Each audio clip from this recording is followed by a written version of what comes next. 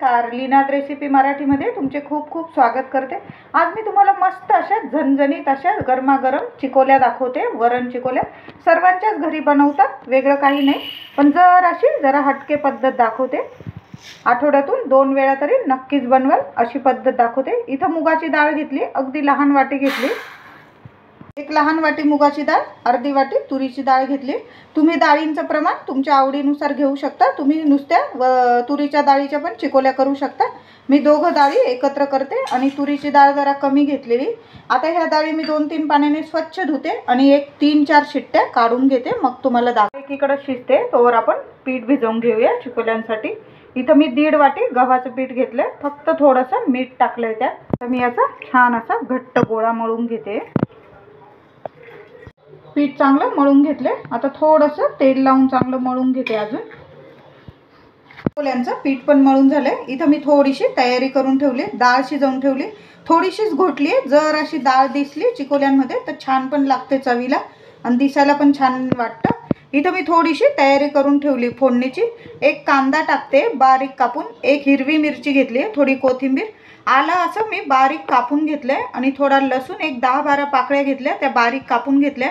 आपल्याला 2 स्टेपमध्ये लसूण लागणार आहे, थोडासा कढीपत्ता। आता आपण फोडणी देऊया चिकोल्यांना।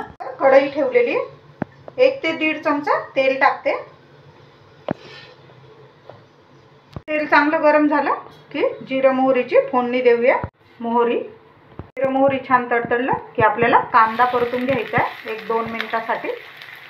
कढीपत्ता 2 मिनिटं परतून घेतली।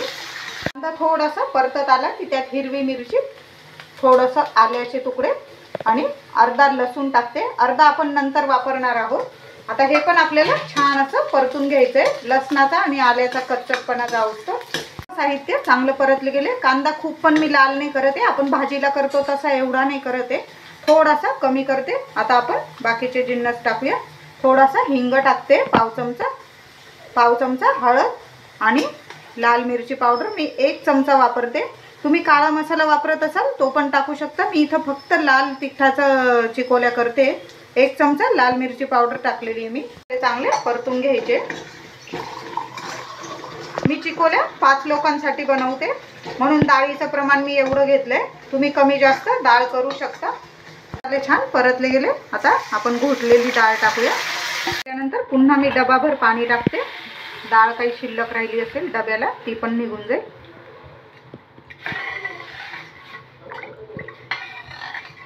चवीनुसार मीठ। चिकोल्यांच्या डाळीला मस्त उकळी आली आहे, छान कोथिंबीर टाकली। आता आपण चिकोल्या तयार करूया, लाटून घेऊया। पुन्हा एकदा मळून घेतलेलं आहे, बघू शकता।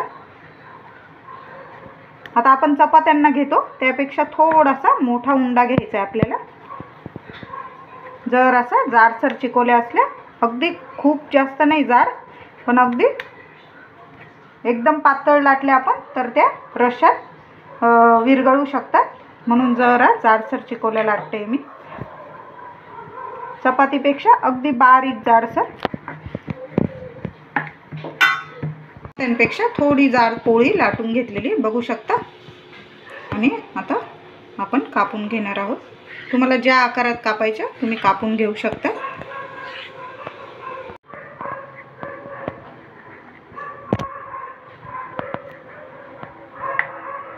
बघा अशा आकारात, लहान लहान आकारात मी कापून घेतले। उंडा लाटून घेऊया। थोडंसं पीठ लावते लाटताना। पीठ लावल्यामुळे आपण चिकोल्या एकदम लाटून आणि कापून ठेवतो ना, ते एकमेकांना चिटकत नाही, म्हणून मी पीठ लावते। नाही तर तुम्ही डायरेक्टली कापून आणि पोळपाटावरूनच जर कढईत टाकत असाल रश्श्यात तर पीठ लावलं नाही तरीही चालेल। मी हा एकत्र कापते लाटते म्हणून मी पीठ लावलं। अशाच पद्धतीने मी आता सर्व चिकोल्या कापून घेते, लाटून घेते। चिकोल्यांच्या रश्श्याला छान उकळी आली। उकळी आल्याशिवाय चिकोल्या लाटून टाकून देऊ नका, नाहीतर तिथंच गोळा बसून जातो। छान उकळी आली की मगच आपण लाटलेल्या चिकोल्या टाकायच्या। टाकताना जरा पळीने हलवत टाकायचं, जरा ढवळत जायचं आणि मग टाकत जायचं, म्हणजे मग एकसारखा गोळा बसून जात नाही आणि आपल्याला खाताना पण चिकोल्या आपल्याला एकदम सेपरेट नीट छान घासात पण छान लागतात चिकोल्या।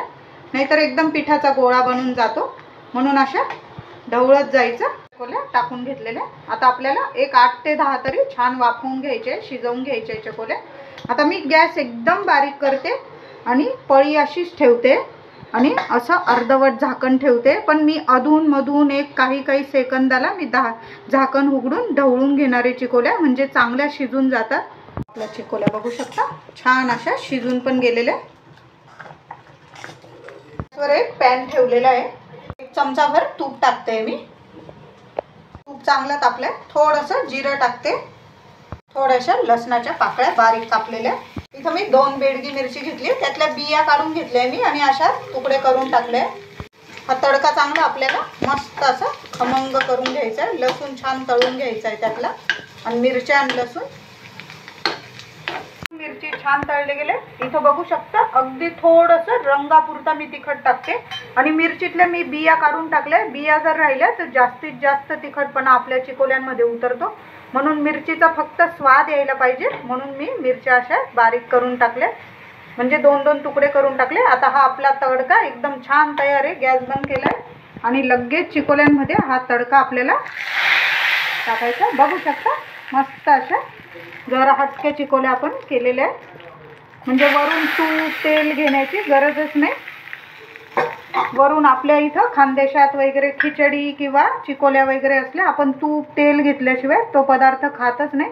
अशा पद्धतीने तुम्ही तुपाची फोडणी जर नंतरून दिली तर अप्रतिम चवीच्या तुमच्या चिकोल्या होणार आहे. कोणी वरून तूप तेल मागणारच नाही, अगदी झटपट संपवतील. झणझणीत अशा चिकोल्या एकदम तयार आहे. मी गॅस बंद केलेला आहे. तुम्हाला टमाटा आवडत असेल तुम्ही तो पण टाकू शकता, किंवा चिंच वगैरे टाकले त्याने सुद्धा चटपटीतपणा छान येतो चिकोल्यांना. आमच्या घरात नाही आवडत म्हणून मी नाही टाकलं, नाही तर नक्की टाकून बघा, त्या पण खूप छान लागतात. आता आपण सर्व करूया. चिकोल्या मस्त अशा झालेल्या आहे तयार. उन्हाळा पावसाळा हिवाळा कधी पण बनवा, सकाळी बनवा संध्याकाळी बनवा, जेवणात मस्त असा बेत होतो आपला. बाकी काही करायची गरजच उरत नाही, सर्वच जण आवडीने खातात. आपल्या वरण चिकोल्या एकदम तयार आहे. एकदम झणझणीत आणि झटपट बेत होतो, बाकी काही करायची गरज नाही.